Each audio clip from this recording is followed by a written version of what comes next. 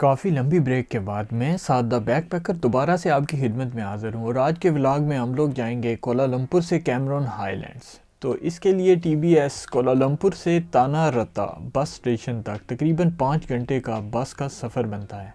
तो ये टिकट्स हमने बुक किए थे one2go.asia से। तो दोस्तों ये टीबीएस के बाहर के मनाज़र हैं। टीबीएस एक खासा बड़ा बस स्टेशन है जहाँ पर काफ़ी रश होता है और खाने की भी काफ़ी जगह मौजूद है।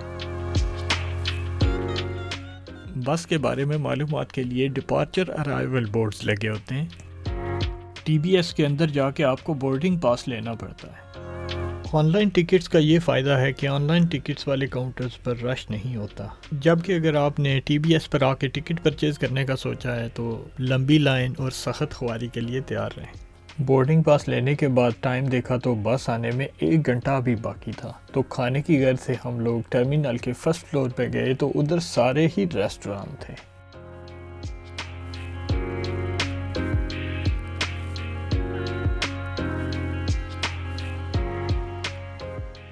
खैर काफ़ी सारे रेस्टोरेंट घूमने के बाद हम लोग एक रेस्टोरेंट पर रुके और उधर से खाना खा लिया।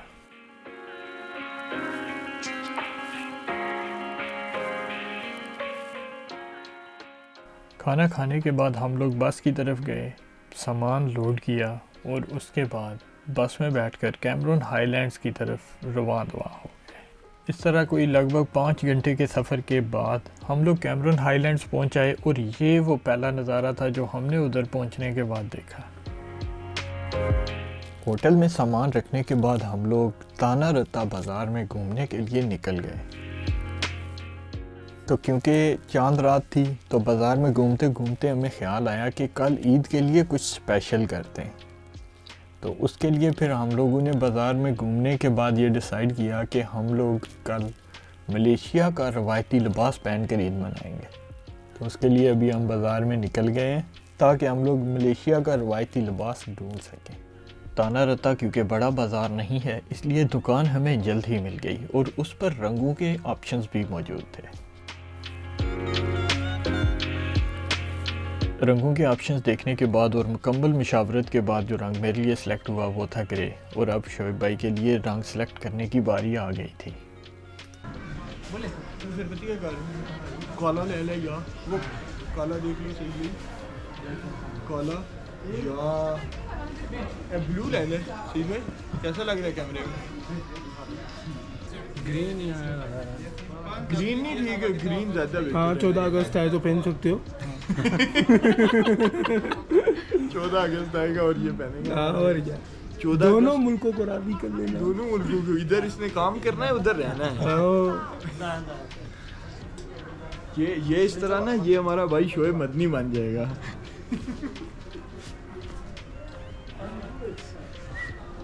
Accept no. रंग तो सिलेक्ट हो गए और अब हमें साइज़ की समझ नहीं आ रही थी तो हमने अपने अपने जोड़े उठाए और फिटिंग रूम्स की तरफ चल पड़े ताकि पहन कर चेक करें कि कौन सा साइज़ ठीक रहेगा। एक दो जोड़े टेस्ट करने के बाद हमारे साइज़ भी हमें मिल गए और इस तरह जोड़े तो क्लियर हो गए भैया।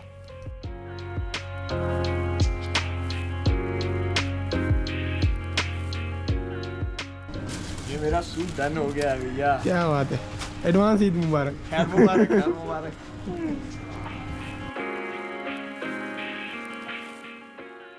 सूट तो हो गए पैक और अब अगला मरला कफलिंग्स की तलाश था। उसके लिए हम अगली दुकान पर चले गए। कफलिंग्स तो हो गए लेकिन ट्रेडिशनल लिबास मुकम्मल करने में अभी भी 2 चीज़ों की कमी थी।